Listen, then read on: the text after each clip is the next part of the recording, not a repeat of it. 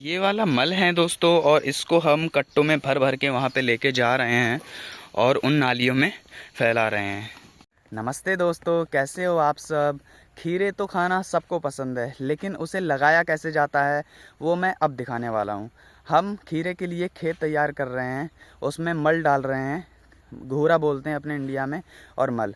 मैं बता दूं कि हम नेपाल में रहते हैं और मैं 365 डेज़ व्लॉगिंग चैलेंज कर रहा हूं। दोस्तों हमारे पापा जी इसमें घूरा डाल रहे हैं, मल भारी बहुत है भाई। कट्टे वहाँ से लाते लाते तो बड़ा ही यहाँ भी आ गई। और इसमें फैलाने के बाद इस घूरे को अच्छे तरीके से, उसके बाद फड़ुए से हल्का हल्का खोद देंगे ताकि इसको पूरा मिक्स हो जाए बढ़िया तरीके से। और इसमें पहले से ही हमने खाद का मिक्सचर भी डाला हुआ था, तो वो भी इसमें पड़ा हुआ है। जब खेत में ज़्यादा ताकत होती है ना अच्छी तरीके से, तो जो पौधा होता है बढ़िया से बीज अंकुरित हो जाता है। अंकुरित बीज तो हम इसमें लगाएंगे ही, और उसके बाद जब मिट्टी में ताकत होगी तो वो पौधा इतनी तेज़ी से ऊपर आएगा, बहुत ही बढ़िया तरीके से, और उसमें रोग लगने के चांसेस भी बहुत कम रहते हैं। और मिट्टी में जितनी जान होगी उतनी ही पौधे में ताकत होगी। दोस्तों इस खाद को हम इस तरीके से फैला दे रहे हैं पूरी नालियों में, ताकि ये इसमें पूरी में पहुंच जाए। और उसके बाद इसको जब खो दें तो ये एक ही जगह पे ना रह जाए, पूरे में फैली हुई होगी ना, तो ताकत भी पूरे में रहेगी। क्योंकि हम इस साइड और इस साइड दोनों साइड ही बीज लगाने वाले हैं खीरों का, तो इसीलिए पूरे में ताकत होना ज़रूरी है। तो दोस्तों जैसे कि आपने देखा, हमने सारी नालियों में मल डाल दिया, घूरा, और साथ के साथ उनको सब मिला दिया, उसमें मिट्टी में बराबर भी कर दिया, ताकि उसको हम जब खोदें मिलाएं तो हमें दिक्कत ना हो उसको बार बार मिलाने में।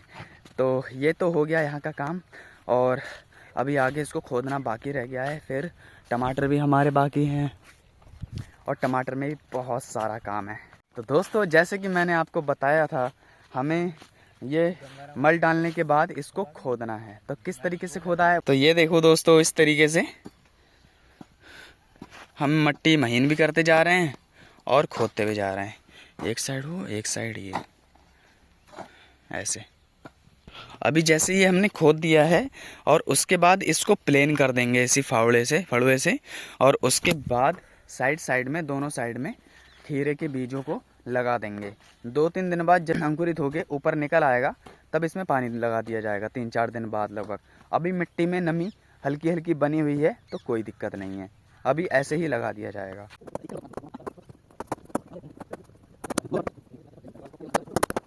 इस तरीके से थक गया यार खोदते खोदते, लेकिन मज़ा आ रहा है भाई। खेत में मेहनत करोगे ना तो उसका मज़ा ही कुछ और होता है। बीमारियों से लड़ने की क्षमता ये शरीर खुद बना लेता है। गला चिपकने लगा है, जा रहा हूँ पानी लेने। और वो आखिरी की जो क्यारी है ना, वो उधर वाली, उसमें ना घास है, और प्लस बैगन के जो पेड़ हैं वो एकदम चिपके हुए हैं, तो उसके लिए दराते लेके आऊँगा और पानी लेके आऊँगा। मैं आया था पानी लेने, और यहाँ पे अपने घर की लीपा पोती चल रही है, ये देखो इस तरीके से। तो दोस्तों मैं ये लेके आ गया हूँ, और इससे भी वहाँ काटेंगे, लेकिन उससे पहले हमें ये पूरी खोदनी है। अभी एक रह गई है और वहाँ पे एक रह गई है।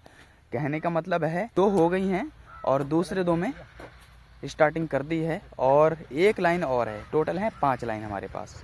तो दोस्तों मैं आपको एक बहुत ज़रूरी बात बता दूं, ये जो मिट्टी है, ये दिख रही होगी, इसका भुरभुरा होना बहुत ज़रूरी है। मतलब इसको महीन करना पड़ेगा बहुत।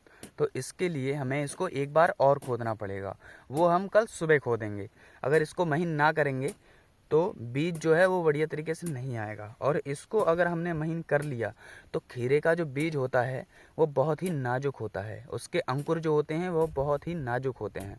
और हम इसमें वैसे ही अंकुरित बीज का इस्तेमाल कर रहे हैं, तो हमें इस मिट्टी को जितना ज़्यादा हो सके महीन और भुरभुरी बना के रखना है, ताकि वो बीज बहुत जल्दी से ऊपर आ जाएं। उनके जो कल्ले होते हैं वो नाजुक होते हैं, अगर मिट्टी कठोर रही तो ऊपर आने में दिक्कत होगी, प्लस कल्ले टूट भी जाएंगे और सड़ने का भी डर रहता है।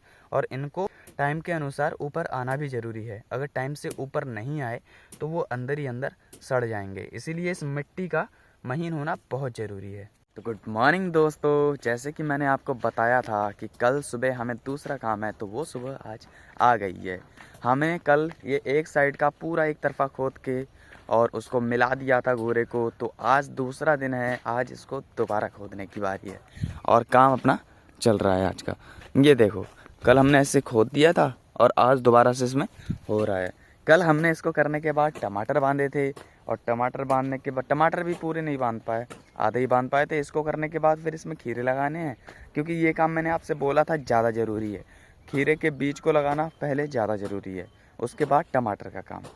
तो गाइस, जैसे कि मैंने बताया था आपको, इसको खोद के प्लेन करना है दोबारा खोदने के बाद, तो हमने प्लेन कर दिया है। ये देखो, इस तरीके से सारा का सारा लेवल में कर दिया है। अब इसके बाद इसमें कुछ काम नहीं रह गया, बस अब सीधे डायरेक्ट खीरे ही लगाने हैं। सो गाइस, आज पूरे 3 दिन बाद हम खीरे लगाने वाले हैं।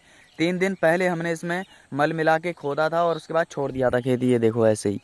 अब उससे पहले थोड़ा नाश्ता वास्ता चल रहा है यहाँ पे, उसके बाद स्टार्ट। गाइस, ये रहा बीज, इस तरीके से हमने अंकुरित करा था इसको। अब इसको लगाया जाएगा। गाइस, खीरे तो हम ऐसे भी लगा सकते हैं नालियों में ऐसे ही, लेकिन ऐसे नहीं लगा रहे, उसके लिए थोड़ा अपना अलग फंडा है। अपने ने ये तो तैयार कर ही लिए ना। अब ये देखो, पहले कसी से एक साइड से ये बन रहा है, उसके बाद इसी चीज़ से इस साइड बनेगा। कैसे? ऐसे। और अब लगाना कर रहे हैं स्टार्ट उस साइड से, मैं अभी दिखा रहा हूँ। तो ये देखो, इस तरीके से लगा। मम्मी कैसे लग रहा है बता दियो जरा। ये 4 उंगर पे बो रहे हैं। 4 उंगर पे हैं। इसमें ऐसा है, इसमें कोई अंकुरित नहीं हुआ है। इस तरीके से, तो इस तरीके से लगाया हुआ है, क्योंकि मम्मी ने जैसे बताया कोई कोई अंकुरित नहीं हुआ है। तो अंकुरित नहीं हुआ है तो वो हो सकता है सड़ भी जाए बीज, है ना। तो इसीलिए अंकुरित वाला है तो उसको 4-4 उंगर की दूरी पे ही रख रहे हैं, ज़्यादा दूरी पे नहीं। तो लगा दिए, इनको दबाया, इस तरीके से जाएगा ताकि इसमें महीन मिट्टी पड़े। और डेले ये हैं जो जैसे आएंगे छोटे छोटे, इनको ऐसे फोड़ दिया जाएगा, क्योंकि ये बीज बहुत होता है, मैंने पहले ही बोला था, मुलायम होता है, बहुत नाजुक होता है। अगर मोटे मोटे इसमें डेले आ गए तो ये आना मुश्किल पड़ जाएगा। तो गाइस, ये रही अपनी आज की वीडियो। कैसी लगी आपको कमेंट करके बताना और लाइक कर देना। मिलते हैं फिर नेक्स्ट वीडियो में।